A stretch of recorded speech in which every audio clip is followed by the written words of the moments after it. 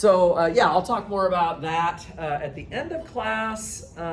But first of all, thank you all for watching the extra credit video that I posted, or not really extra credit, it was, I guess I assigned it as a homework assignment, but it was kind of a free homework assignment for you. In a minute, we will recap that, that video with you a little bit, but the part that I want to start with is over here on my left board. You can see that I've got this diagram drawn here, and this is really important in terms of like visualizing how linear transformations work. So I'm going to be assuming throughout today's class that you have this linear transformation. So you have V and you have W. These are two vector spaces. And the inputs come from V and the outputs come from W. And actually, there was some questions on this on the midterm last week, which actually went quite well. I think people did a really good job understanding how this works. Basically, it's a function. It's just a function from V to W, and it has to respect the vector space operations, so we know that it respects addition and scalar multiplication. But you basically just have a picture with arrows going from left to right here. It's essentially how this is going to work. Okay? Now, what I want to talk about today, which is what was in the video that you watched for me over the weekend, are these two very important subspaces that we can associate with any linear transformation. One of them is a subspace of V, and the other one is a subspace of W. The subspace of V is something called the kernel of T, okay? The kernel of a linear transformation, as you can see, I've got the definition for you here. It's just those vectors in V that get transformed to zero. So they get sent to the zero vector on the W side of the picture. And of course, the zero vector always gets transformed to zero. That was our zero vector check that we had for linear transformations. But there might be other vectors that are also getting transformed to zero. Just to give you a real simple example. If your transformation is take the derivative, so just think about taking a derivative, then the kernel of that transformation is just all of the constants. Because you guys know that when you take the derivative of any constant, you always get zero. So it's just those inputs that get sent over here to zero. So I've kind of shaded this into blue here.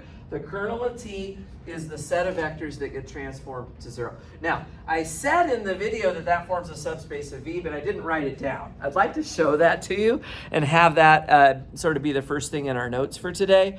Why is the kernel of T a subspace of V? So let's just put that here. Kernel of T is a subspace of V. To show that something is a subspace, I have to verify that it is closed under addition and scalar multiplication, right? That's always the process for this, and I want to show you how it works for this case. I think in one of my review sessions, I actually went over this before our last exam. I kind of did this as an example, but I don't think everybody has seen this yet, so I'd like to just do it for all of you right now, to show that the kernel of any linear transformation is always a subspace. Okay? Before I dive any further into this, are we all okay so far? I've only talked about the kernel so far. I'll come and talk about the range in a minute. I like to do these things one at a time. So the kernel is on the is on the V side of the picture. It's on the V side of the picture. Okay, let's check that the kernel of T is closed under addition and scalar multiplication. That will show that it forms a subspace. So for closure under addition, I have to pick two vectors that are in the kernel of T, and then I'm going to add them together, right? That's the usual process. So this is a nice review, by the way. This is a nice review of subspaces, what we learned in chapter 4, actually. So let's do that. So let's write it out maybe like this. Let's let, I'll call it V1 and V2 be elements of the kernel of T. So start with two vectors that are in the kernel of T. And then let's just express what that means.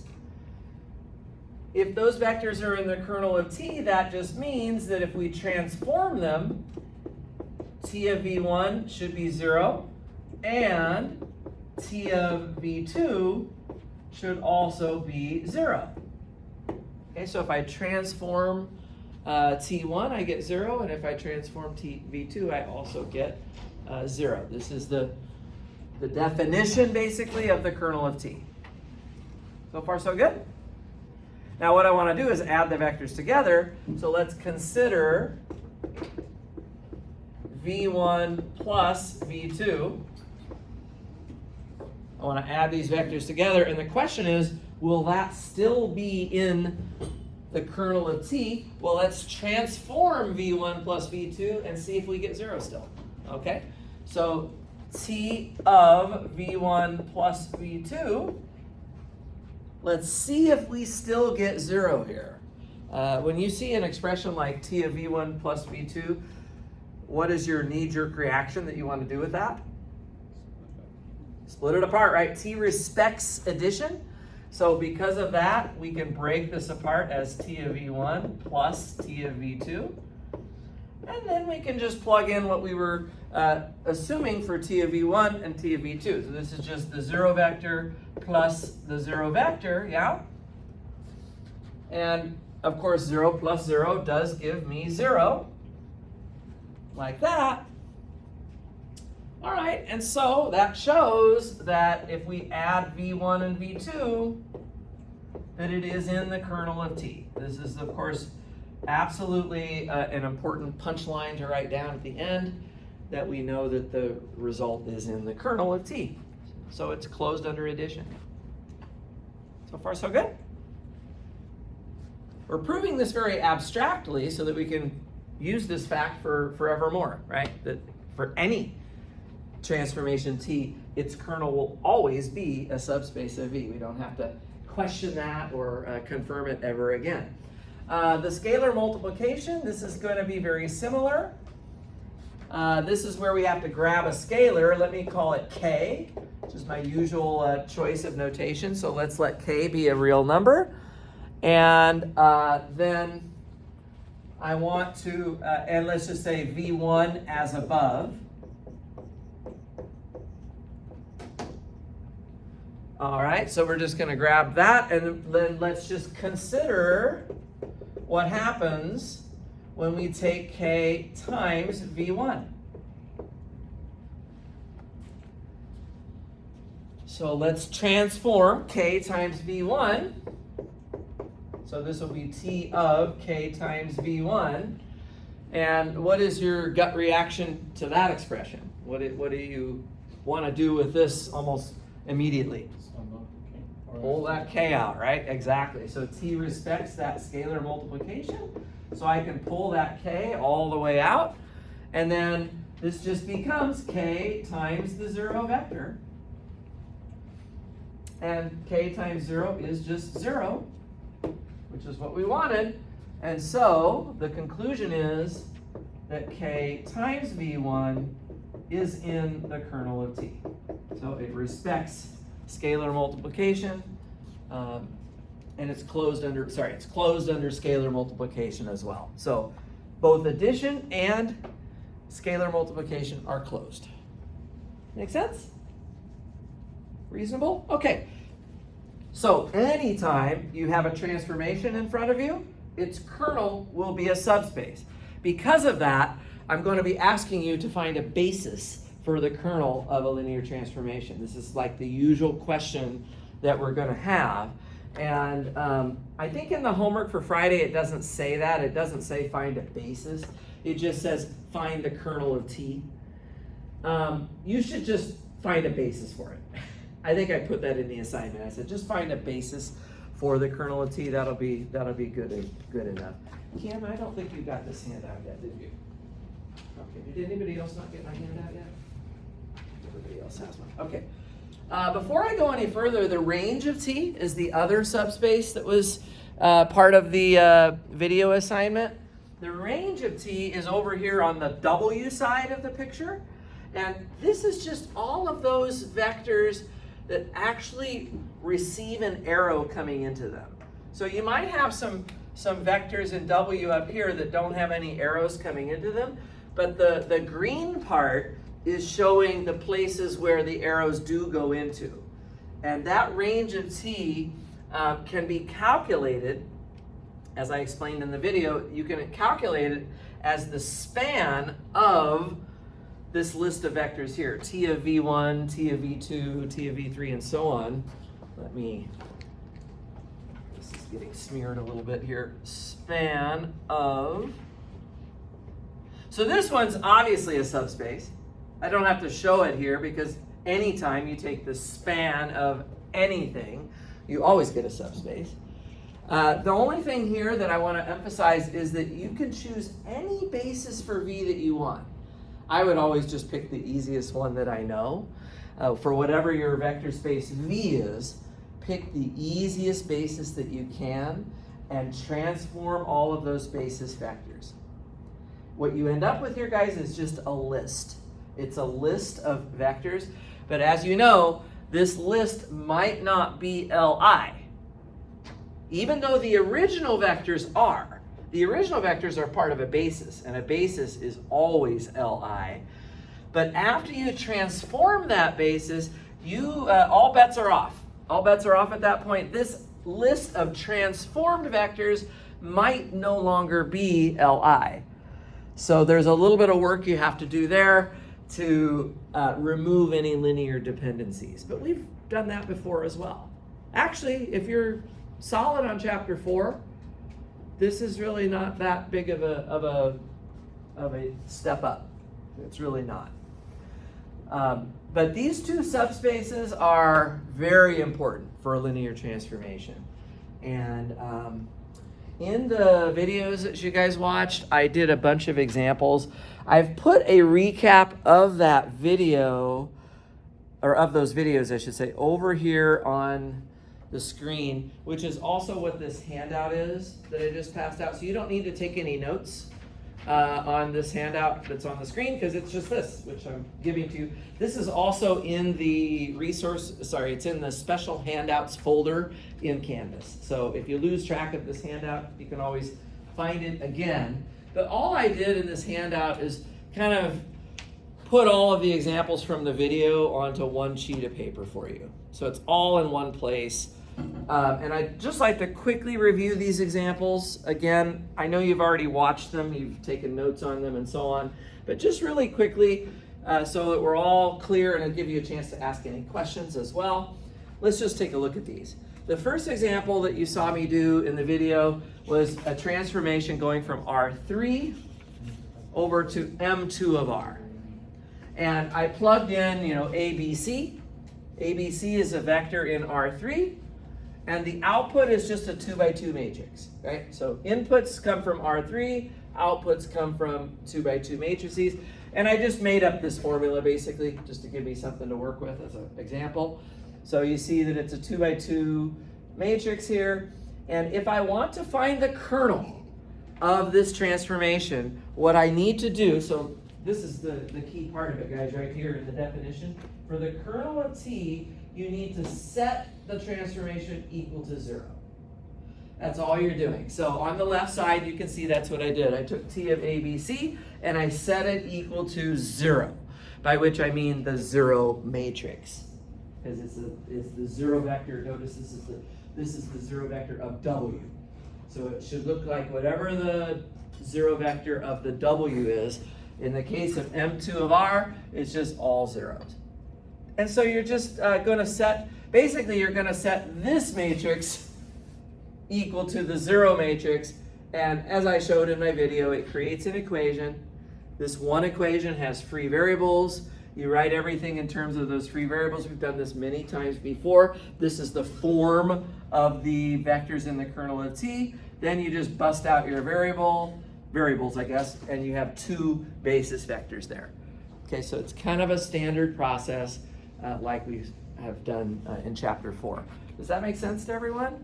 Did anybody have any questions about that while they were watching that on the video?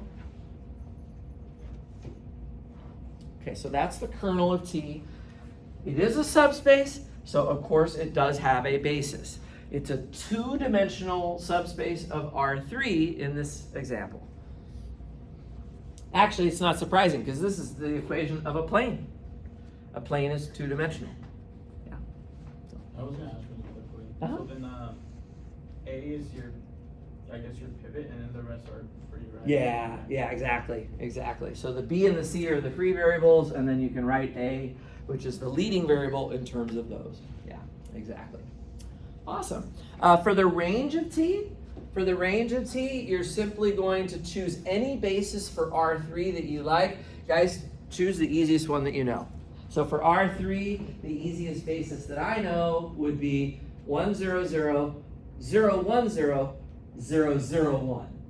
Just make it nice and easy. You don't have to use that basis, but there'd be no reason to use a different basis. So choose the easiest one that you know, and then you're just plugging each of those inputs into your formula. So T of 1, 0, 0 gives you this matrix. T of 0, 1, 0 gives you this matrix, and C of 0, 0, 1 gives you this matrix. It's a list of 3 matrices, but what we notice about them is that they are actually all just identical or scalar multiples of the first one. So that's why I wrote the word remove here. You remove the second and third one because those are just duplicating the first one. And your basis is just this one vector right here. That's all. Does that make a little sense? Okay, so we can basically look for the basis for the kernel and the range of a linear transformation. The second example from the video, I'll go a little faster on this. This time I'm plugging in a quadratic polynomial. I'm still spitting out a 2 by 2 matrix as an output. So again, it's inputs and outputs, and we're not stopping to check that T is linear. I'm assuming that it is. And I just find the kernel of T the same way. I set my transformation equal to the 0 vector, which just creates in this case it creates, because of the way the formula was given to you here, guys, it creates 4 equations here for A, B, and C. And you just have to do your EROs on it. I didn't put all that calculation into the handout, but once you do the EROs, you can solve for A, B, and C in terms of the free variable that I've assigned as T here. And then you do what we've always done, which is to bust out that free variable. Just bust out that T. Does that make sense? A lot of this is just repeating what we did in chapter 4. The only thing that's new is just you have to understand what the kernel and the range are, the definitions. The range of T, notice which basis I chose here for P2 of R. I picked the easiest one that I know, which consists of x squared, x, and 1. For P2 of R, that's the best basis I could think of. X squared, x, and 1. And I plugged them into the matrix formula. This formula here in the box at the top, guys, tells me how to transform any ax squared plus bx plus c. Any quadratic polynomial can be transformed using this formula. So like if I want to know what is T of x squared, I just have to figure out, well, what's the right choice of the a, the b, and the c so that I get x squared to show up as my input. Well, you can see from the formula here, guys, that if I want to do T of x squared, I better have a be equal to 1, and I better have b and c both equal to 0. Sometimes I find that people have a little trouble with this, so please stop me if this isn't clear. Like, how do I evaluate T of x squared using this general formula? I have to put in the right numbers for the a, the b, and the c. So I put a 1 for a, a 0 for b, and a 0 for c. And I get values that I can then put into the matrix, right? So I put in 1 for A over here, 0 for B, and 0 for C, and it ends up giving me this output. Yeah, Kim? For the matrix on top? Yeah. Where you get that from? I gave it to you. Okay. So I made it up. This is the problem I want to do, so I just said, let me create an example. So I basically, out of the blue, I just came up with this formula, right? And then we're just working with that one. Yeah. And then for the range, that span is something general that you got from the given P2? This I'm getting from, I took the basis for P2 of R, I transformed it, and I get this list here. And it's going to be a subspace of M2 of R, but as you can see, we had to do so this was not a basis. By the way, guys, this ends up, these three matrices are not a basis. Notice I wrote the word remove here. That's because that third matrix is linearly dependent. How do I know that? How do I know that the third matrix is going to be linearly dependent? Oh, well, I lay out the three matrices. It's the same matrix, actually. Lay them out into the columns here, and look what happens. You have an unpivoted column. This is a nice review of the stuff that we learned already. You have an unpivoted column in the matrix. Because of that, you've got a free variable, and free variables means LD. So you have to remove, remember? So you remove whichever columns are unpivoted, you remove those vectors that created those columns, yeah? So in this case, we get rid of the third one, and it leaves us with a basis of two things here. Yeah. Does that all make sense?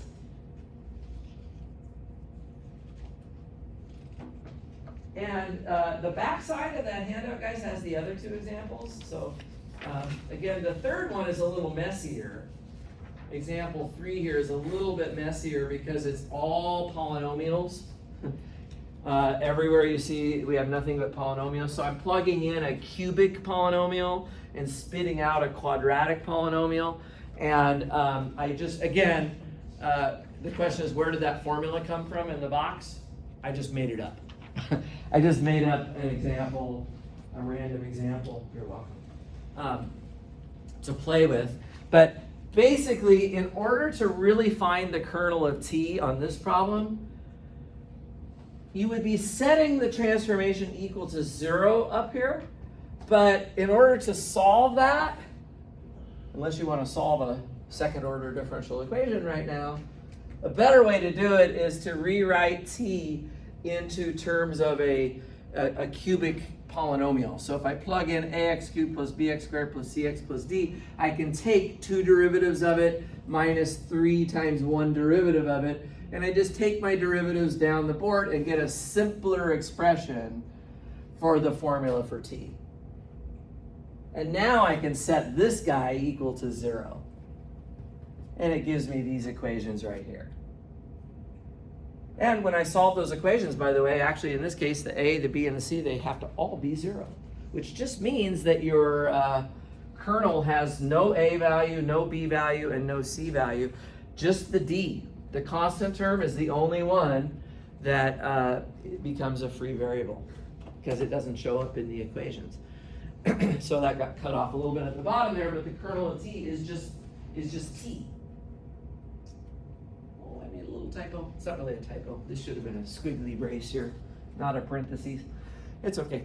And so when you bust out that t, you get your basis, which is just 1 in this case. It's just 1. And the range of t, same thing, guys. You just have to evaluate the transformation of whatever basis of P3 of R you want. And let's pick the easiest one that we know. So the easiest basis of P3 of R would be x cubed, x squared, x, and 1. So I'm just going to transform all of those values using this formula, right? So I have to plug in. So like if I want to evaluate t of x cubed, I have to plug in a 1 for a 0 for b, a 0 for c, and a 0 for d. And when I do that into the formula that I had created here, I plug in a 1 for a 0 for b, a 0 for c, and a 0 for d, I end up getting negative 9x squared plus 6x. And you just do that for all of them. You have 4 things here. The last one should definitely be removed. You never want to have a 0 vector in your basis. That's spending $1,000 on something that's really free. So you don't want to do that. So you remove the 0 vector, and then you can check that the other 3 vectors that are left are actually now Li. So technically you should check that, because if you didn't know, you might need to remove other vectors as well. That's always possible. So yeah, so you just get your basis consisting of those other three vectors there. Yeah, so this is kind of computational, but it's a lot of chapter 4 just being used in a new context, that's all. The last one, oh, this is an important one. When you have a matrix transformation, somehow I managed to give you a midterm that did not have this on it at all. I don't know how I did that. I didn't ask you about matrix transformations last Thursday, but they are very, very important. These are transformations from Rn to Rm that are created by using a matrix, capital A, to run the show. And it's an M by N matrix that you work with.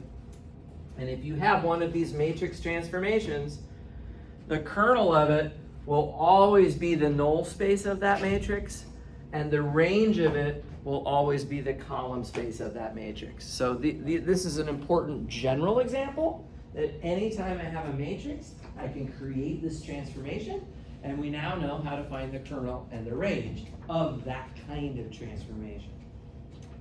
Is only for transformations from Rn to Rm. So if I'm working like on the earlier examples with polynomials, you're not talking about null spaces and column spaces. It's only for the matrix transformations. Yeah, Oscar? I understand the kernel T. Uh-huh. I'm having a little difficulty visualizing the range and how it equals closed space. Are you gonna do an example? I wasn't gonna do one specifically right now, but I can just, I'm happy to talk a little bit more about it. These E vectors here, that's just your standard basis for Rn. So in other words, 1, 0, 0, 0, and then 0, 1, 0, 0, 0, and 0, 0, 1, 0, and so on. If you take a T of something like that, let me just add that into here. I'll just scribble here for a second. The point is that if you transform, 1, 0, 0, 0, whatever,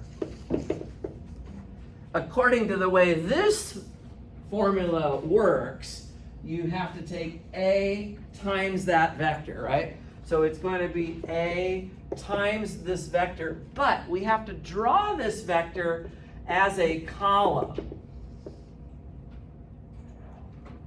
So I know I wrote it here kind of like it was a row, but you can also, just to make this matrix multiplication make sense, you should draw it actually as a column vector. And if you calculate that, actually let's just get really specific here. If this was like, A, B, C, whatever, and then D, E, F, whatever, and then down here we have X, Y, Z, whatever, and you multiply that by 1, 0, 0, 0, 0, 0, 0, 0. When you do your matrix multiplication, I guess this is the way the example would work, is you do your dot product calculations here, yeah? And A plus 0 plus 0 plus 0 is just A on the top slot. And then on the second slot I have D plus 0 plus 0 plus 0, 0, that's just D. And so on and so on. The last row is X plus 0 plus 0 plus 0 plus 0 and so on. You end up just getting this column.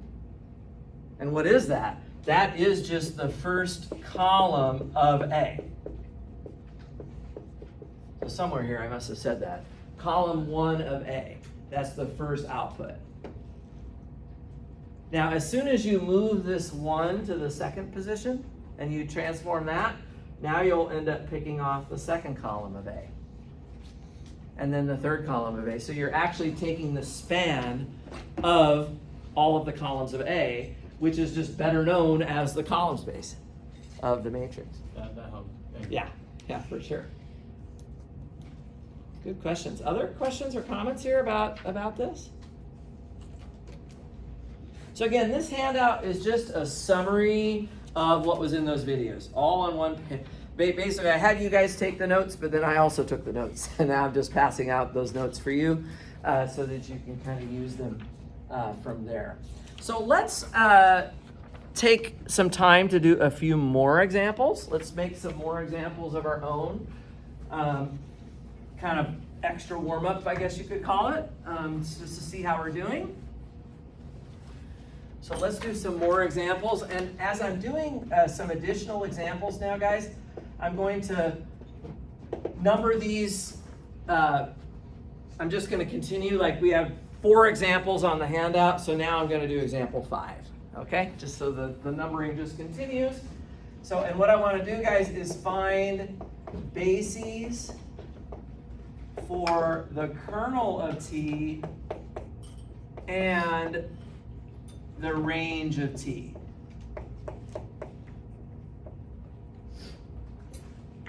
Okay, so let's do this one. Let's take t to go from M2 of r to r. Okay, so that's my v and my w for this example. And I'm going to do the following. I'm going to take t of a, b, c, and d. That's my input matrix, 2 by 2 input matrix. And my output on the other side has to be just one single number. I am going to give you the number a plus 5d. We actually looked at this transformation a week ago as an example, and we proved a week ago I showed that this was linear. It respects addition and it respects scalar multiplication. But for today's work, I'm not so interested in that. I want to focus on finding the kernel and the range. Okay? So let's see if we can do it here, guys. I'm going to switch colors here to do my solution. Okay, so that's a linear transformation, and I would like to find the kernel and the range. By the way, it doesn't matter whether you start with the kernel or start with the range. I usually start with the kernel just because that's the first concept normally, but you can go in either order. Let's talk about the kernel of t first, just because that's what I'm used to doing. Just going to kind of mimic what we were doing in the 4 examples that are on this handout, right? We're going to kind of do the same thing. I'm going to set the transformation equal to 0 to solve for the kernel. So I'm going to do t of a, b, c, d. I'm going to set that equal to 0. And then I can just put in the formula that we have for that, which is a plus 5d equals 0.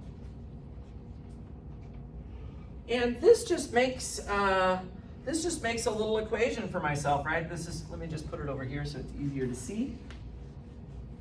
Right, so this just becomes a little matrix equation. It would look something like this, I believe.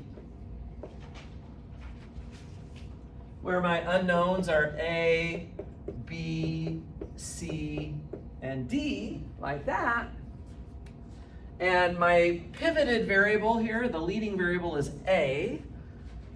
And from there I see that B, C, and D are free. So B, C, and D are free in this case.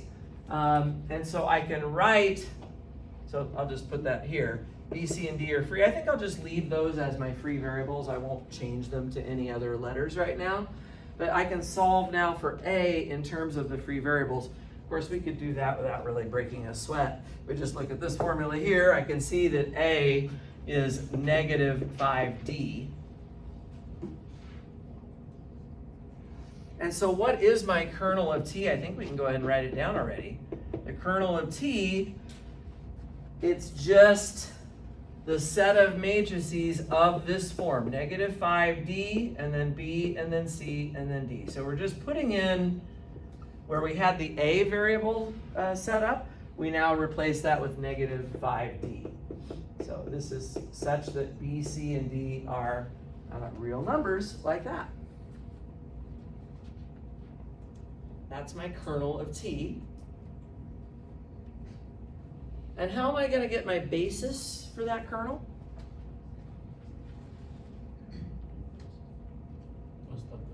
Bust out those variables, right? I have 3 of them to bust out. I'll just bust those out and get my basis. Let's just do it. Exactly. Basis for kernel of t. Okay, so when I bust out the b, I get 0, 1, and 0, and 0. And then when I bust out the c, I get 0, and 0, and 1, and 0. And then when I bust out the d, I get negative 5, and 0, and 0, and 1. And that is going to be your basis for the kernel of t. just like that. Technically, we should check if these are Li, but I'm going to skip that part. It's pretty easy to see that those are actually linearly independent, and so that becomes your basis for the kernel of T. Does that make sense? Okay. I guess I need to erase over here so I can put the range down. The range is the second part of it. So for the range of T, let's do that one next. What's my formula? The range of T. It is the span of, let's write it down here, the span of the set of, and now what I have to do is write down T of any basis of M2 of R. What's the nicest basis for M2 of R that you guys know? Sorry? 1,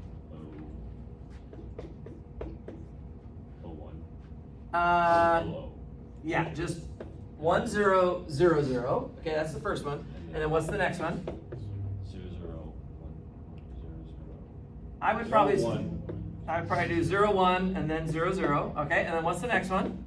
0, 0, 1. 0, 0, 1, 0, and the last one is 0, 0, 0, 1. T of 0, 0, 0, 1. Exactly. So there is the most obvious basis for M2 of R. Again, it's not the only basis, but it's probably the best basis that we would have. Okay? And now I'm just going to calculate what these things are. So let's figure out what is, can somebody tell me what is T of 1, 0, 0, 0?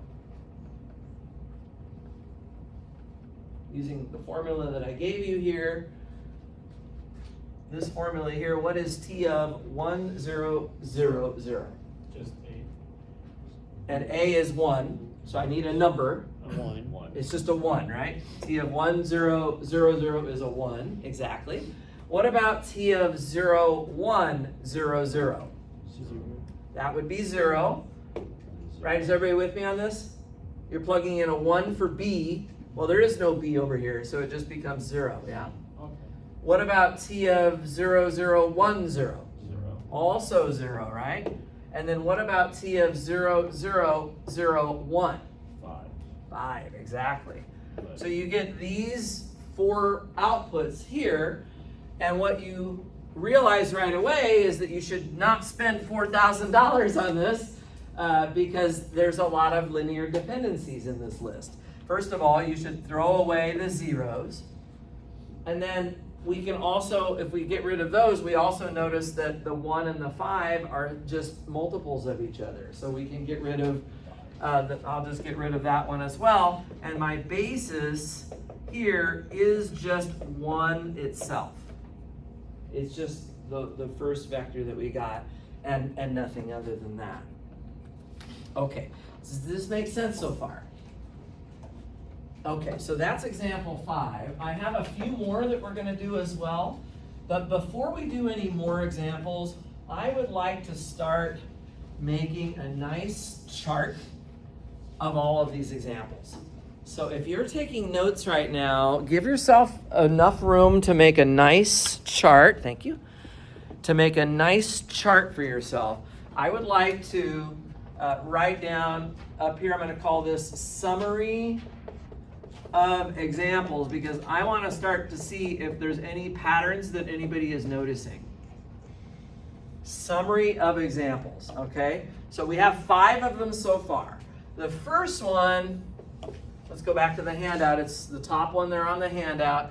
T was going from R3 over to M2 of R. And so I'll make a column there. And actually, here is what I would like to do. Make a little header on this thing, if you would. I would like to take a look at what the dimension of the kernel of T is. And then I would also like to look at what the dimension of the range of T is. I'd like to do both of these calculations. I don't know if you guys noticed, like on this first example, On this first example, notice that the kernel was fairly big and the range was fairly small. There's only one thing in the range. But then on the next example, the very next one, I don't know if you guys noticed this, on the next one, the kernel was very small on the bottom left there, and the range was a little bit bigger. It's sort of like somehow there might be a relationship. I just want to explore that. This is actually really cool. What we're about to discover is really cool. So on the first example, the dimension of the kernel is what value? It's 2, right? It's just 2 because there's 2 basis vectors there. So this one would be a 2. And what was the dimension of the range, guys? Just 1, exactly. Okay, perfect. So there's that example. Let's go on to the second example in the list. On the second example, which I'm going to scroll up to right now, the t is going from, what was it, P2 of r going to M2 of r. And just looking at the results there, what was the dimension of the kernel on number 2 there? 1. Just 1, right? And what was the dimension of the range on that example? 2. It's 2, exactly. Okay. So there you go. Got that one down. Let's go to the next one. On the back side of the handout, example 3. This time t is going from P3 of r. Sorry, cut it off a little bit there. P3 of r going to P2 of r. And what was the dimension of the kernel on example 3? Can you see it there at the bottom? 1. It's just 1, right? Okay, looks good to me. And what about the dimension of the range? There's 3 things there, right, in the dimension of the range. So that's a 3, like so. So it seems like when the kernel is smaller, the range is bigger. And when the kernel is bigger, the range is smaller. They're kind of playing off of each other. And there's actually, is that a hand? Yeah. Yeah, please. So maybe I'm completely wrong, but so it just looks like to me that the sum of the dimensions between the kernel and the range cannot exceed the input. That was going to be my next question. Is anybody noticing any patterns? It was kind of interesting as I was looking over your scanned notes that you guys took on my video. Some of you have already figured this out, that there's absolutely a relationship here. Yes? The dimensions equal v, or the dimension of v. If you add up, this is exactly what Caesar was saying. Do you guys notice this? If you add up the dimension of the kernel and the range, you actually get the dimension of v. Seems to be true, doesn't it? It seems like it's working that way.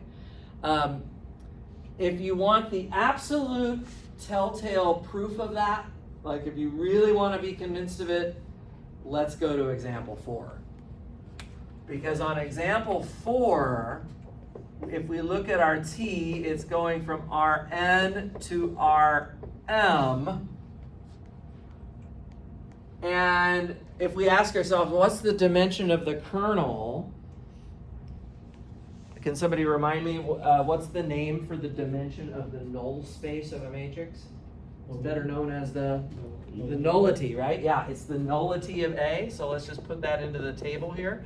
Nullity of A. And what is the dimension of the range, which in this case would be the column space? Does anybody remember what that value was? That's the rank, isn't it? Yes, that is the rank of A. And here you go.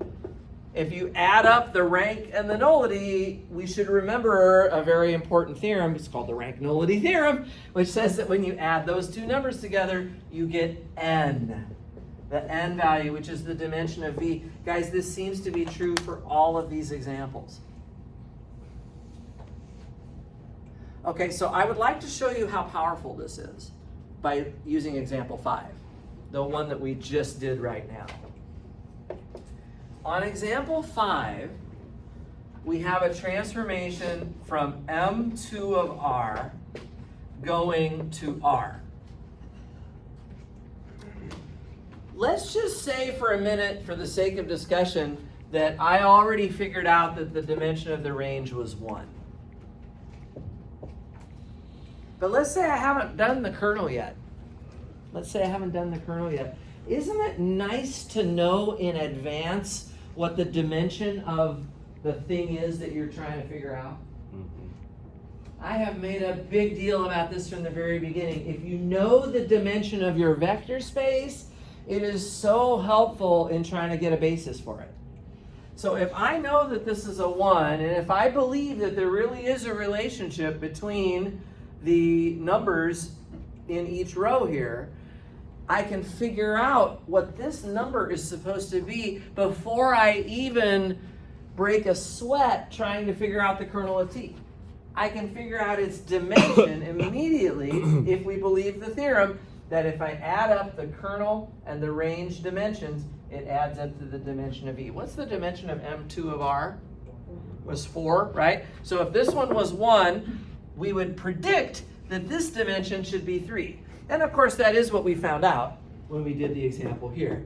3 basis vectors. So remember how I said a little while ago that strictly speaking, remember what I said a little while ago? Didn't I say that technically I should check if these are Li? Oh, actually now we don't need to. If we believe that the dimension is 3, if we know that the dimension is 3 and we came up with 3 things, that means that K, which is 3, is matching the dimension of the vector space. So these vectors have to be Li. If these were LD, you'd be throwing something away. If you were throwing something away, the dimension would go down. But if the dimension goes down, our little nice summation here would not have worked out. This has to be a 3.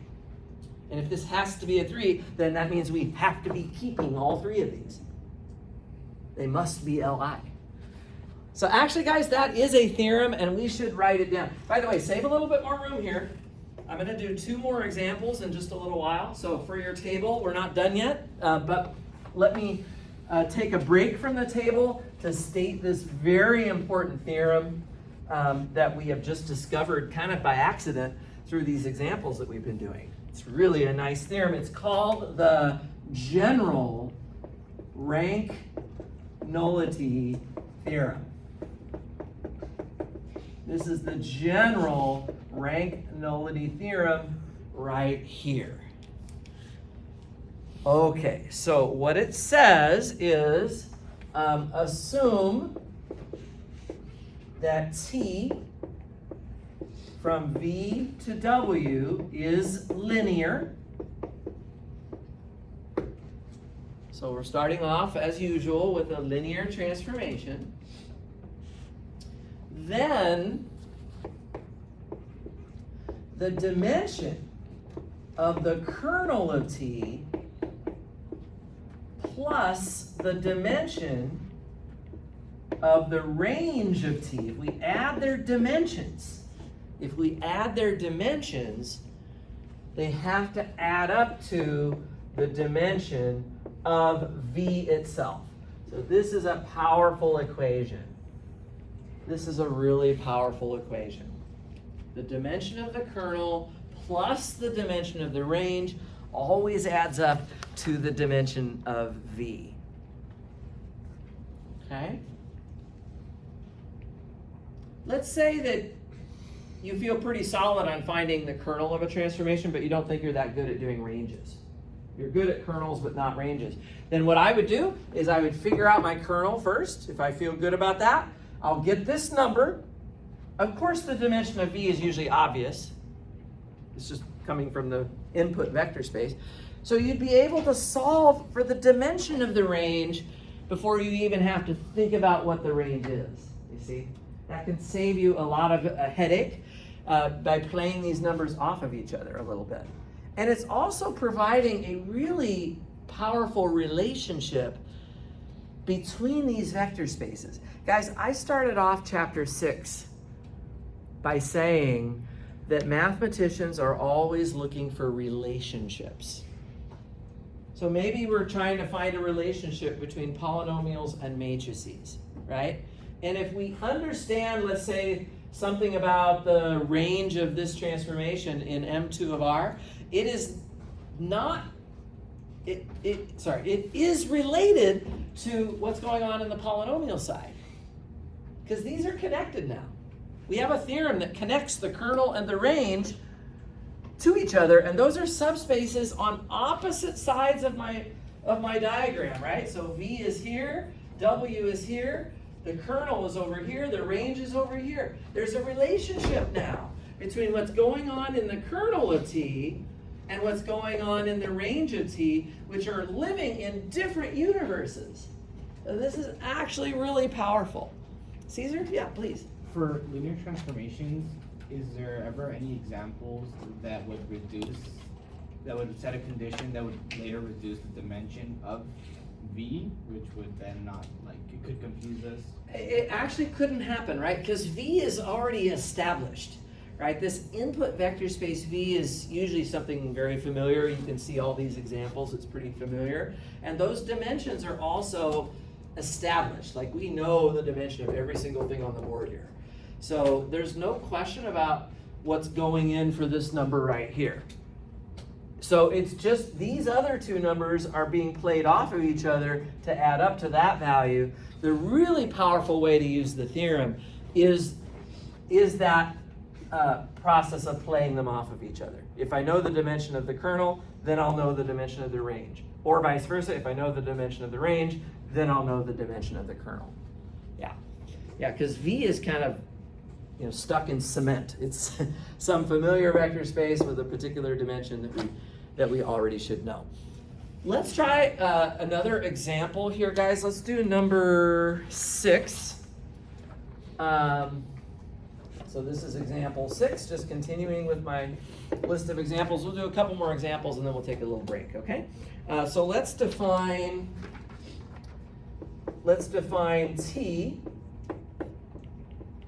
from R2 over to P2 of R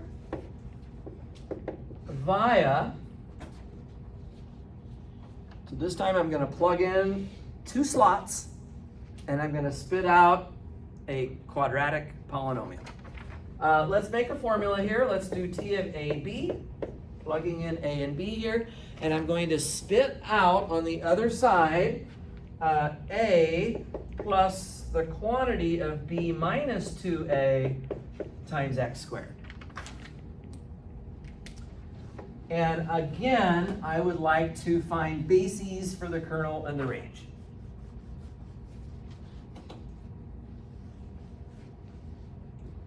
So find bases for the kernel of T and the range of T.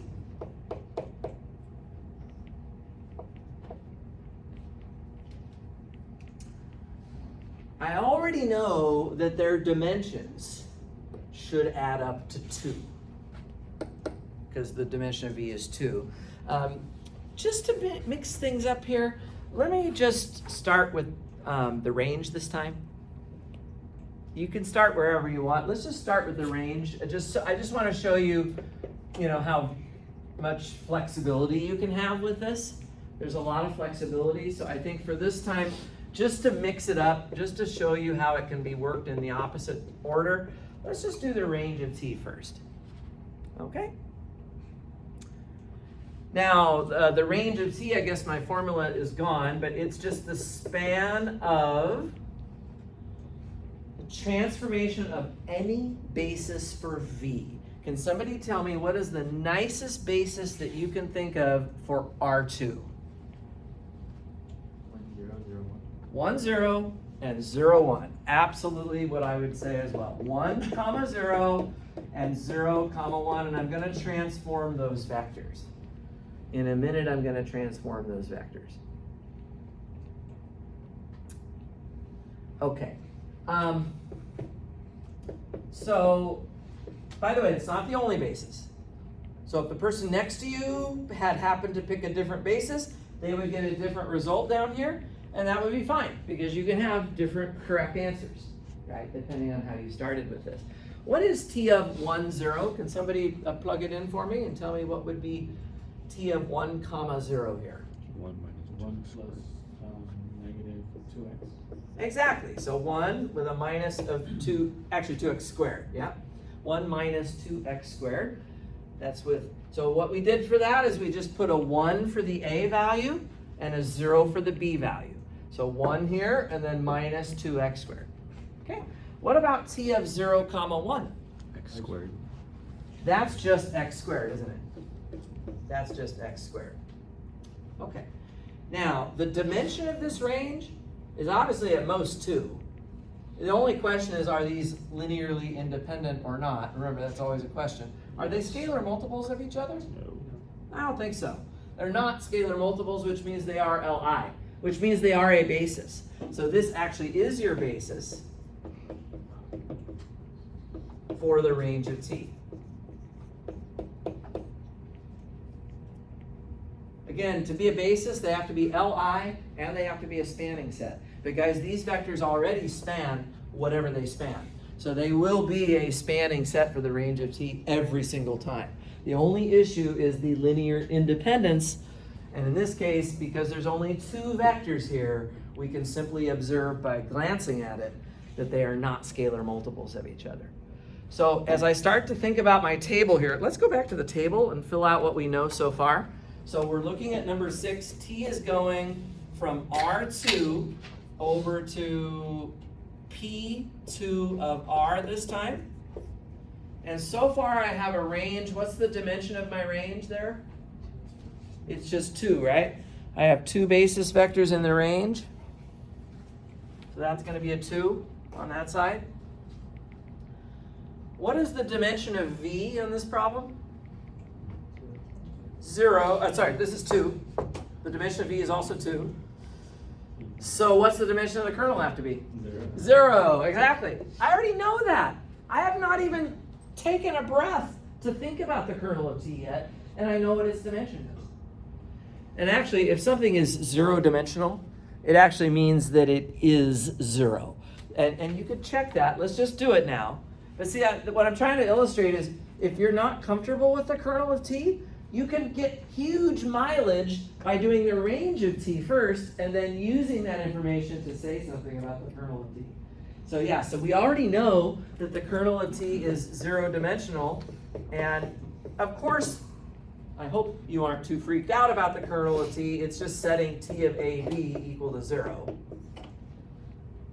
So I'm just mixing it up. I'm just doing the kernel, the range first, and now I'm going to do the kernel. So A plus the quantity of B minus 2A times x squared should be equal to 0. By the way, when I write 0 on the right side, I have to remember I'm really talking about the 0 polynomial in this case. So technically this is 0 plus 0x squared. And if you just match up the coefficients here, like that, what you conclude here, let me just put it over here on this side, I'm kind of running out of room, but A is 0, and then B minus 2A is also 0 from that information. And putting all of that together, we find out that B is also 0. So what's my kernel of T? Well, I'm going to squeeze it right here, guys. It is just 0, 0. In other words, it is just the 0 vector alone. And that is totally compatible with having something that was 0 dimensional that we wrote down over here. Yeah. Totally makes sense, doesn't it? You like this? It's pretty easy? Pretty nice? This box helps a lot. This helps a lot. If you know the dimension of the kernel, then you'll know the dimension of your range, or vice versa. Right? So those two numbers can be played off of each other pretty heavily. Okay, we've got 6 examples on the board. There's going to be a 7th one, which I will put there after we take a break because it's going to involve the next concept that I want to go over after we take a little bit of a break. Was there a hand up somewhere? We all good? Yeah, Oscar? Could it just, never mind, I'll ask you after. Okay. All right, guys, let's take a 10-minute break right now. I think this is a good time to do it. At about 11:10 or so, we will pick up and resume with a few new ideas.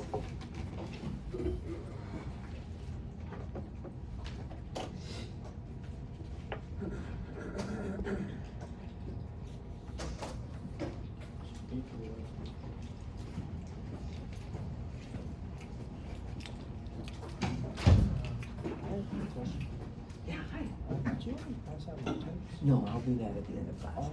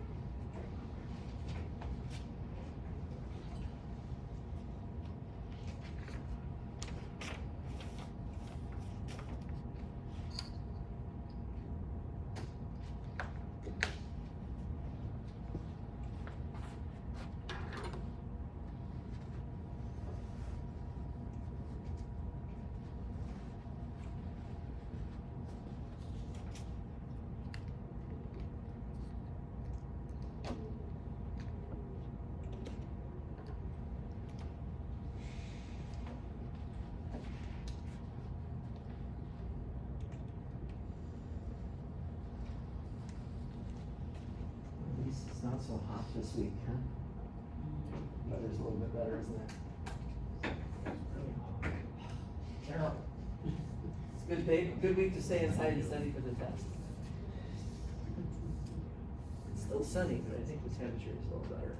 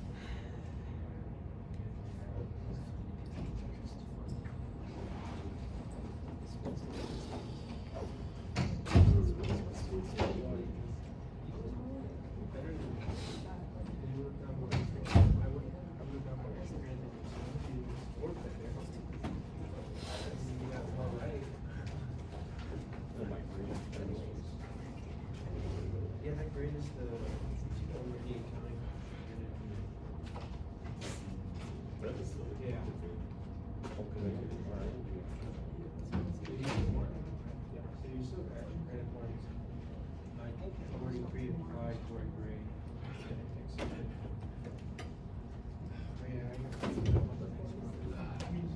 basically gonna ace this one because I even know.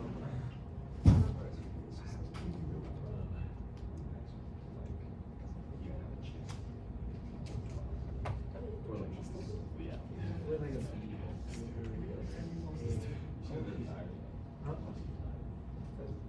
I keep sleeping too late. Bad habit. No, I don't play on it. I was, and then probably not. I think I'm done. I won last spring, so I don't really need to go back. Yeah, well, I was banned for like 2 years. I was banned for my freshman year. I got banned my freshman year. I was yelling things at a ref. No, yeah, the refs are terrible. Freshman year. Or you're the third year, right? Yeah. So like, freshman year refs, oh my god.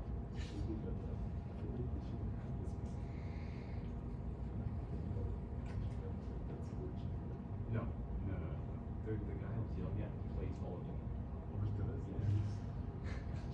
Or he was worse back then. He's way better now. But like, as a ref, he's terrible. No, Mason. You can ask him. He recorded me. So I was like, I didn't want to. Man, I was saying other things. Perhaps. Well, it was just like, I was just calling him dumb. Yeah, that one. That's the one that probably got me banned.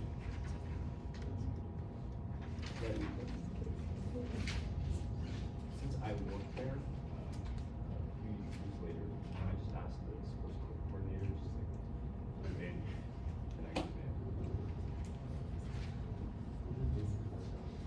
So are most of your professors giving exams this week now before spring break?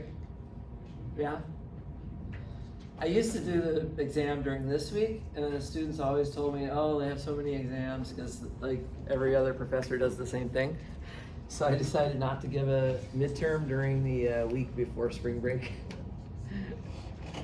So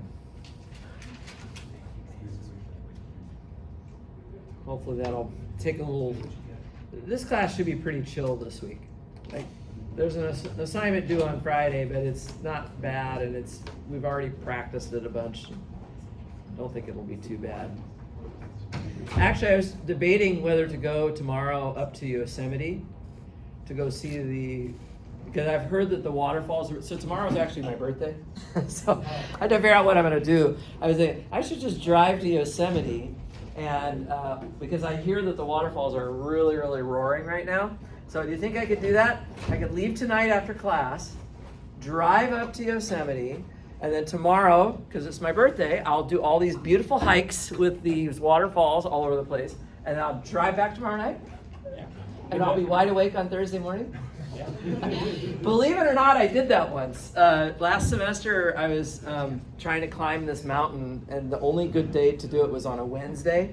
And I was like, all right, that's fine. I'm just leaving on Tuesday night, and I drove all the way up to the Sierra Nevada mountains, and I spent the whole day climbing this mountain, and then I drove all the way back, and the next morning I was bright-eyed and ready to go for class on Thursday. So we'll see. I haven't decided yet because I'm a little tired right now.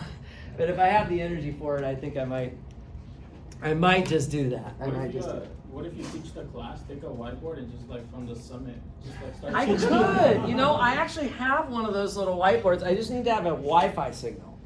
If I could get a consistent Wi-Fi signal, I would totally do that. So anyway, we'll see. We'll see what I could do. Haven't decided yet quite what I'm going to do. But that is on my mind. All right, guys, let's go ahead and pick up where we left off just before our little 10-minute break there. We've got a bunch of examples going here of linear transformations. We've been exploring the kernel and the range and how their dimensions are related. and we've got our nice rank nullity theorem, the general rank nullity theorem going for us. I want to give you a couple of new pieces of vocabulary now, and this is kind of out of the next section. So 6.4, by the way, the kernel range stuff was all from section 6.3. But we're gonna go back to this table in a few minutes. We're even gonna add another item to the table here. So be on the lookout for that. I'm gonna make a definition though, as we start off this next little topic. I'm gonna let T going from V to W be linear.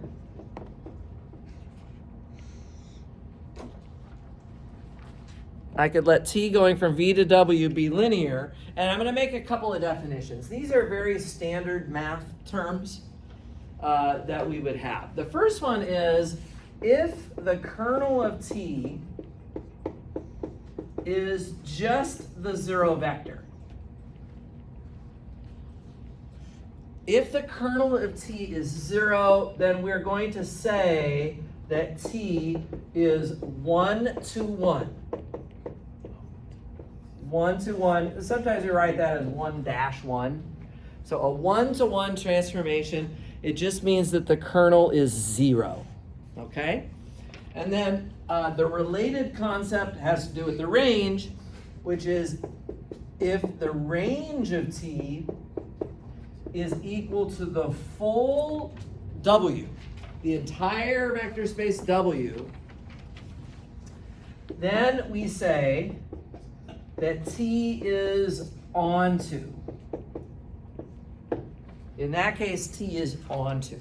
So we have the idea of a 1-to-1 or an onto transformation. I would recommend maybe if you're into flashcards and if you've been doing that, these would be worth each of these would be worth putting on a flashcard. On one side of the card, you write T is 1-to-1. On the back side, you write kernel of T equals 0. And similarly for the range. I don't want people getting these mixed up over here though. Be very clear, the kernel of T has to be 0 for a 1-to-1 transformation, and the range of T has to be equal to W for an onto transformation. And then thirdly, one more definition is, sorry, question? What do you mean by range of T? You mean the dimension of range? Actually just mean the range itself, the entire span of the T of V1, T of V2, T of V3, and so on. Oh, okay. Of course, to check this, you could do it with dimensions. So you can say, well, what's the dimension of W compared with the dimension of the range? If they're the same, then the spaces are the same. Okay. Yeah, remember, dimension is just measuring the size of a vector space. Here we're actually saying the vector spaces themselves are the same vector space. Yeah. Question? Are we also going to bijunction? Coming to that. Yes, that's I've got the third definition here is if T is both 1-to-1 and onto. If it's both 1-to-1 and onto, then we say T is an isomorphism. Oh boy. Big fancy word here, guys. Isomorphism. An isomorphism. That just means that you have a transformation that is both 1-to-1 and onto. And in this case, we say V is isomorphic to W. If there is an isomorphism going from V to W, then we actually call the two vector spaces isomorphic to each other. And we have a notation for that, which is to use like an equal sign with a little squiggle on top of it. It actually doesn't mean that V has to equal W literally, but it means that from a linear algebra perspective, these two vector spaces are basically the same. They're basically the same. They work the same way. I bet I can give you an example of that. Let's try one. let's try a quick example. Construct an isomorphism. Getting ahead of myself here, but that's okay. Construct an isomorphism T going from M2 of R to P3 of R.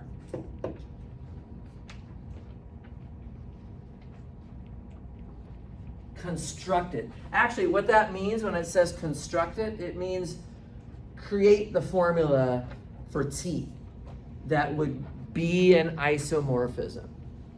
And I'm going to show it to you. I'm basically going to tell you what this is. There would be lots of right answers here, but I'm going to give you an easy one.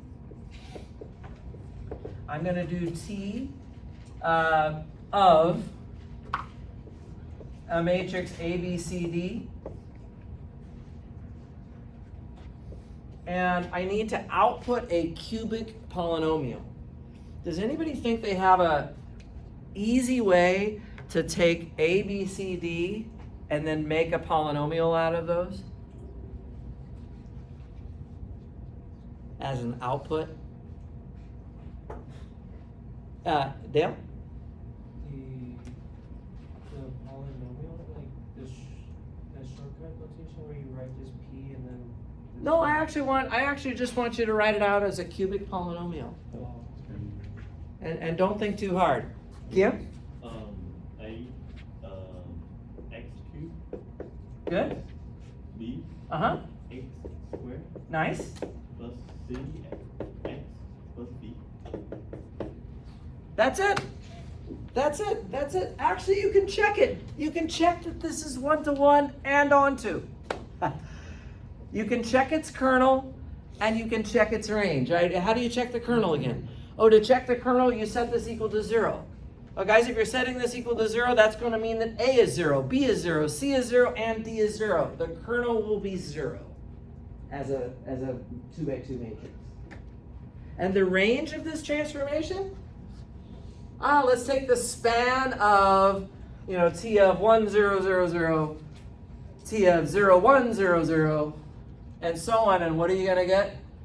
X cubed, X squared, X, and 1. It is absolutely an isomorphism. Caesar. So are we looking out for the dimensions being equivalent? The dimensions are the same. That's a very good observation that I'm going to say something about in a minute. But what I really want to point out right now, guys, is that these two universes, they may look different on the surface of it. After all, over here you're doing 2x2 matrices. Over here you're doing cubic polynomials. But are they really different in terms of how you do the math? Let's say I scalar multiplied this by 7. How would that be different than scalar multiplying this by 7? Well, they would end up just basically picking up factors of 7 everywhere. Actually, this wouldn't even be any different. I could do another one. I could do another one to go to R4, where I basically just grab the slots and write them like that. Guys, I could write down a page full of calculations of 2x2 matrices and hand it to you, and you could retranscribe that whole sheet of paper that I gave you just using only polynomials. Take every matrix that looks like an A, B, C, D matrix and rewrite it as an AX cubed plus BX squared plus CX plus D, right? And then you could take that, you could take your notes and hand it to the person next to you and ask them to retranscribe everything just using 4 slots. And honestly, the way the math works here versus here versus here is exactly identical. It's exactly identical. In fact, some mathematicians would probably try to tell you that these vector spaces really are not different from each other at all. The only thing different between these 3 universes is how you're writing the vectors down. But the math itself, the slot by slot calculations that you would be doing here, those slots could be just as interpreted the same way here, except now I'm writing them as a 2x2 block. Here I'm writing them as just a row of 4. And here I'm just attaching powers of x to the different terms. These universes are not so different after all. I wouldn't call them equal to each other. I would not say that this is equal to this is equal to this. They're not the same vector space. But they are sure similar in how the algebra works. Yeah? They are very similar in terms of how the algebra works, at least with respect to addition and scalar multiplication, which is all that we have in a vector space. Right? We don't have anything else. We don't have anything else in a vector space. I really want you to appreciate this. Actually, believe it or not, if you are pretty good at doing Rn, if you get a PhD in Rn theory, you can take that knowledge and transfer it to polynomials, transfer it to matrices by just using this dictionary translation, which is driven by the isomorphism T. The T just sort of makes this connection between these universes, but they're really not all that different. What if the person next to you chooses to write A, B, C, D down like this? Is that really going to be different? Their paper is going to be filled with columns of vectors. Your paper is going to be filled with rows of vectors, but the actual math that you're writing down would probably look exactly the same. You would be able to figure out each other's work. You see what I mean? So that's a pretty cool thing about having an isomorphism. Isomorphisms is a really, really strong property. I wonder if we have any isomorphisms so far on our board here. Let's go through these examples. If you have the table, let's figure out whether these are one-to-one onto, oh, ready for this question? Is T one-to-one onto both or neither? You probably remember a question kind of like that in chapter 4. We're going to ask one like that now. Here, is T one-to-one onto both or neither? Can anybody tell me, are any of these transformations one-to-one? Dale, which one? Number 6. Number 6. Okay, 1-to-1, what was that? Kernel is 0, right? So I look in my kernel column, and there is a 0 here. So this one is 1-to-1. Let's just write that down, 1-to-1. Okay? None of the others are 1-to-1 except possibly number 4. Number 4, it depends on what A is. If the nullity of A is 0, then it will be 1-to-1. Okay. But otherwise, if the dimension is more than 0, those would not be 1-to-1. Okay, let's talk about onto. Does anybody see any? So onto just means that the range of T should match up with W. So looking at our examples here, does anybody see any examples on the board there that would be onto? 3. Okay, look at number 3, guys. Example 3, look at what your W is. W is P2 of R. What was the dimension of the range? 3. It was 3. That matches the dimension of P2 of R. So number 3 is onto. All right. And are there any others that are onto?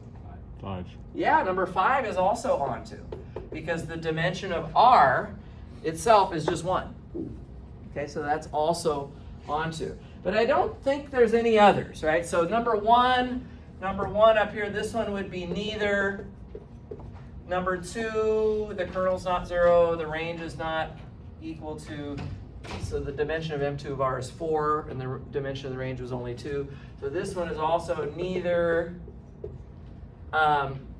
Number 4, we don't know. It depends on what the matrix is and so on. But anyway, we can go through our examples and kind of classify them that way. I think I can finally pull this screen up so I can have a little more room to write. Let's just make a couple of new examples that we could ask this question about. Oh, I really like this topic. It's pretty fun. Okay, so here's an example. Is T 1-to-1 onto both or neither? This is the question that I would like to address here. So number 1 is, this is kind of an abstract example, so I'm going to assume that t, sorry, actually this is gonna be example, not number 1, let's make this example 7, because I'm gonna add it to my table in a minute. Let's assume that t goes from P6 of R to R5 with the dimension of the kernel of t equal to 2. So I'm not making an explicit formula this time. I'm giving you kind of some abstract information about t. And I'm going to ask you now what we can say in terms of one-to-one onto both or neither. Let's add this one over here on the table as well. T is going from P6 of R over to R5. And the dimension of the kernel is 2. So I'll fill in what we already know that's given to us about this transformation. And I want to know whether this is one-to-one onto both or neither. Let's start with one-to-one. Is it going to be one-to-one? No. Okay, I said already, one-to-one would be the kernel is 0. So this is not one-to-one because I'm assuming that the kernel is 2-dimensional. Okay, so it's not going to be one-to-one, which means it's also not going to be both. So we can cross that off. In fact, let's just write that down. So solution, not one-to-one, since the kernel of t is not 0. Obviously, they gave us some abstract problem here where the kernel was 2-dimensional. Okay, so we have to work on the onto part now. So for the onto part, we're asking, would the range of t be equal to w? Yes. What do you guys think about that? Yes. It would be. It would be. The key thing that you have to use for this is the fact that the dimension of the kernel plus the dimension of the range has to add up to the dimension of v. This was our general rank nullity theorem that we wrote down a little while ago. And in this case, we have a 2 right here. And then the dimension of, what's the dimension of P6 of R? 7. It's 7, exactly right. So we can fill out the box, and we see that the dimension of the range is 5. And how does that compare with W? Here's W. It's R5, right? And that is the dimension of W. So it is onto. So onto is a yes. And so we would circle the correct answer here would be that it is onto. So we can go ahead and fill that in on the table here. We just have to put a 5 over here on the dimension of the range.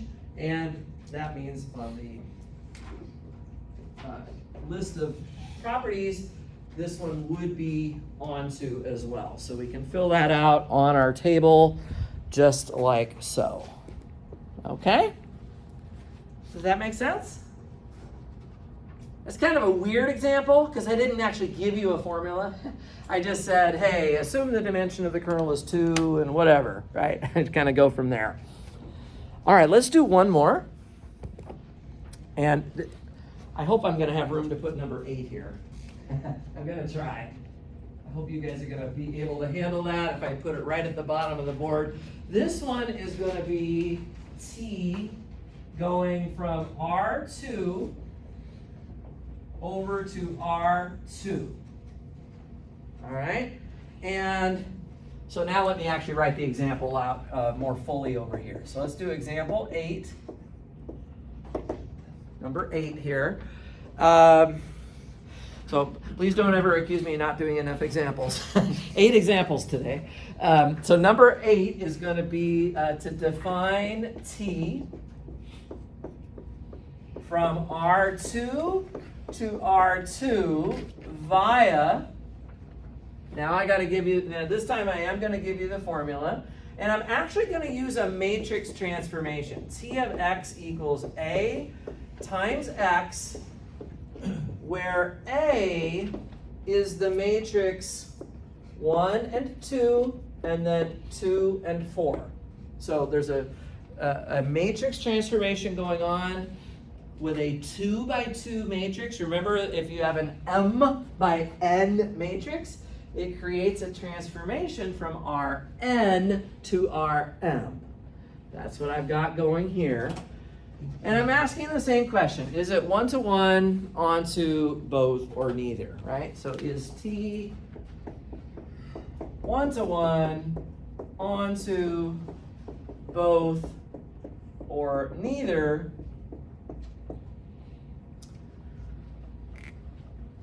Well, let's just remember that in the case of a matrix transformation, remember, guys, that the kernel of T, if we're talking about 1-to-1, we're looking at the kernel. The kernel of T, if you remember from, actually it's from example 4, the kernel of T is just the null space of A. So this is for matrix transformations. Now, to get the null space of A, if you remember, we have to do our EROs here, which would cross off the second row, basically. You've got a pivot right here. And it looks like we have a free variable. It looks like we have a free variable. Y would be equal to T, and then X would be equal to negative 2T. If I just look at this first row, this row with the 1 and a 2, if I let Y equal T, then X would be negative 2T, and that means that my null space is just, basically it's just the span of the vector negative 2 and 1.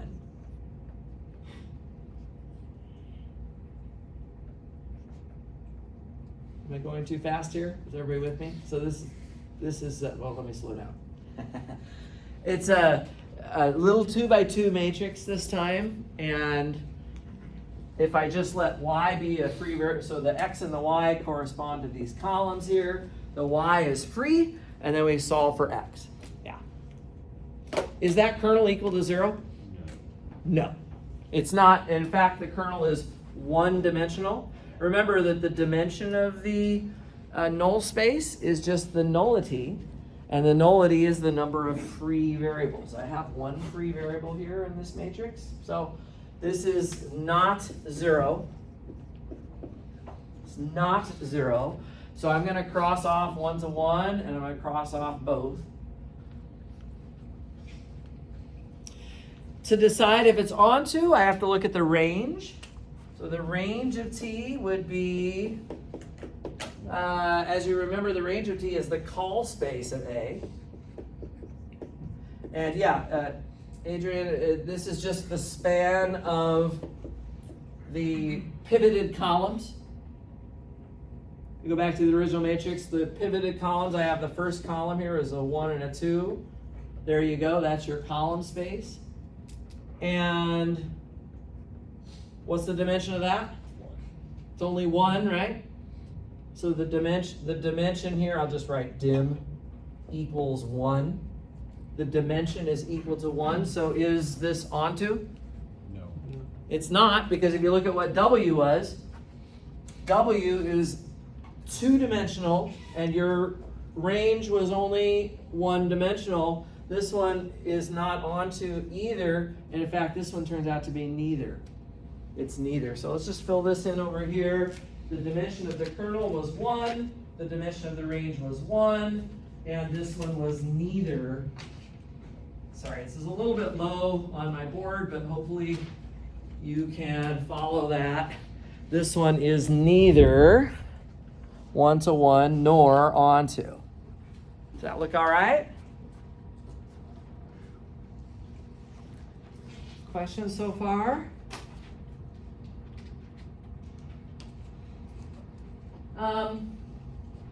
So actually you could think of it, this was a bad thing. Turns out it's not 1-to-1 and it's not onto. I wonder what it would take for us to have a good answer for this kind of a problem. I wonder what that would take. Actually, I can tell you. I can tell you what it would take. So this is a little fact that is really good to know. It's not anything too heavy, guys. I hope that today hasn't been too heavy. Right? This is pretty much the whole lecture summarized right here. It's just all up on the board. But just this is a little fact about these matrix transformations. Okay, so given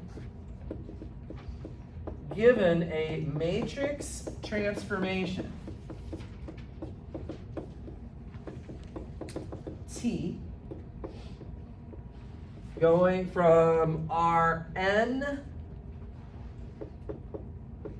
to Rm via T of x equals A times x. So if we have that kind of a setup,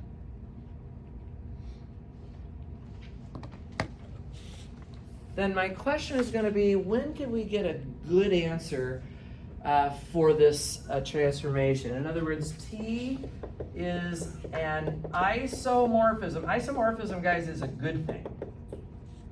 I like to think of that as being a good thing. I can actually tell you exactly when these matrix transformations will be isomorphisms. It wasn't true here. This one was not good. But we can write down exactly when this will be an isomorphism. And I am wondering if anybody thinks they might know, just your gut feeling from the last month and a half of learning linear algebra. Do you have a theory about what would have to be something good about the matrix A, which is not true about that matrix, but there would have to be a good thing about a matrix A that might make this always an isomorphism? Would it be invertible? That's it. Yes, I was hoping somebody would come up with it. That A is invertible. This one's not. This one's not. If you calculate the determinant of this matrix, you will get 0, and it turns out that's a bad thing. Remember, guys, good goes with good, bad goes with bad. So if it's a good matrix, if it's an invertible matrix, actually, so the first thing is that M should equal N. You cannot have an invertible matrix unless it's a square size to begin with. M equals N, and A is invertible. So this is the nice thing. It deserves to be in a box. That's a really nice fact. You'll have an isomorphism exactly when A is invertible. So you could imagine tweaking the numbers of that little matrix there very easily and going from something that was neither. This one was neither to begin with, but all I have to do literally is change one number in this matrix so that it becomes invertible. And as soon as it's an invertible matrix, then you actually would go from neither to both. You'd go straight to both, as it turns out. Pretty nice. Yeah, Oscar, please. So kind of going back to the definitions where we let, I understand the first one. The second one, so range of T equals W, and W would be. So I kind of like to remember this picture that we had at the start of the day today, right? The range of T is, so the kernel of T is here somewhere, right? And the range of T is somewhere here. And, these arrows are going like this somehow. Mm-hmm. So the range of T is just those vectors in W that are showing up as outputs of the transformation. And there might be some elements in W that don't have any arrows coming into them. If that happens, then it's not onto. So onto just means that the range of T actually fills up the whole W. Oh, okay. That's the way the picture would be interpreted for that. Yeah. That makes some sense? Yeah. Okay. One last thing for today. So you guys remember this, you kind of remember the questions of this style before. I gave you a set of vectors and a vector space, and I said, are they a spanning set? Are they Li? Are they both? Or are they neither? This question seems so similar. And when we were answering that earlier question, right? When we answered that earlier question, do you remember that we always crossed off 2 wrong answers just immediately by comparing the k value with the dimension of v? If k was bigger than the dimension of v, then it couldn't be 1 to 1. Or sorry, it couldn't be li. Couldn't be li. If k was less than the dimension of v, it could not possibly span v. And if k was equal to the dimension of v, then it was both or neither. Well, guess what? We have something like that for this question too. And I want to write it down for you to kind of wrap up today's class. So I'll call these, maybe I can fit it right here. This is just 3 facts to kind of wrap up, but these are very important, so I don't want you to get the idea that just because it's the last 5 minutes of class that this isn't really important. This is really, really important. What I'm about to write down is really, really important. You're going to want to know this. So let's do this. This is going to be in 3 parts.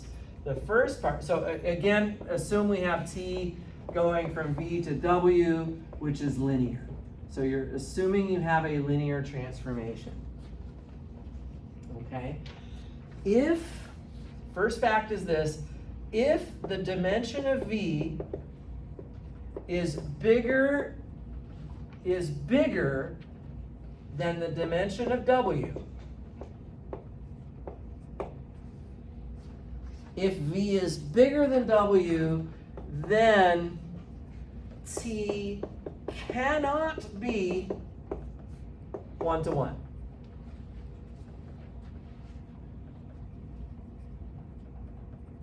And it might be onto.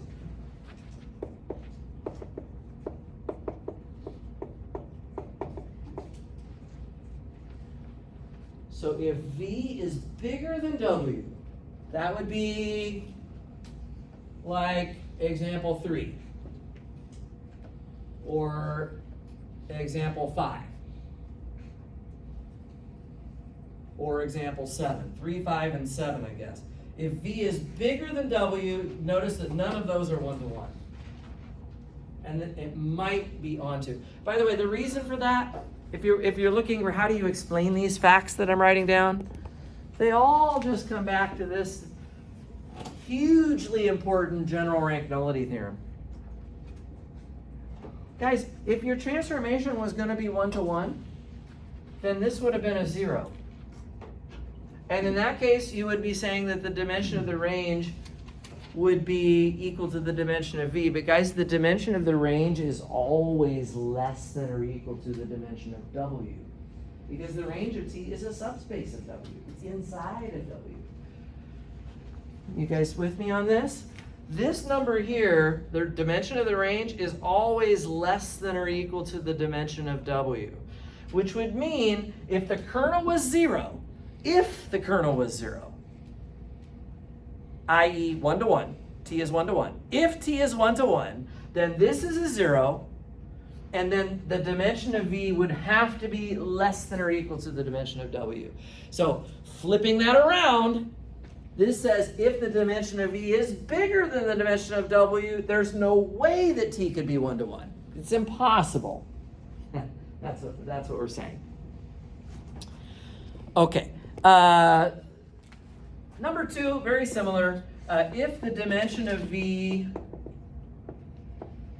is less than the dimension of w, so now the v is smaller than w. In this case, t cannot be onto. T cannot be onto, and in this case, it might be 1 to 1. Again, you'd have to check that. You'd have to look at the kernel and see if it was 0. And then thirdly, I guess I'm going to have to erase this now. The third point is if the dimensions are the same, 3, if the dimension of v is equal to the dimension of w, then t is both or neither. And of course, both is just another fancy way of saying isomorphism. If T is both one-to-one and onto, we're calling it an isomorphism.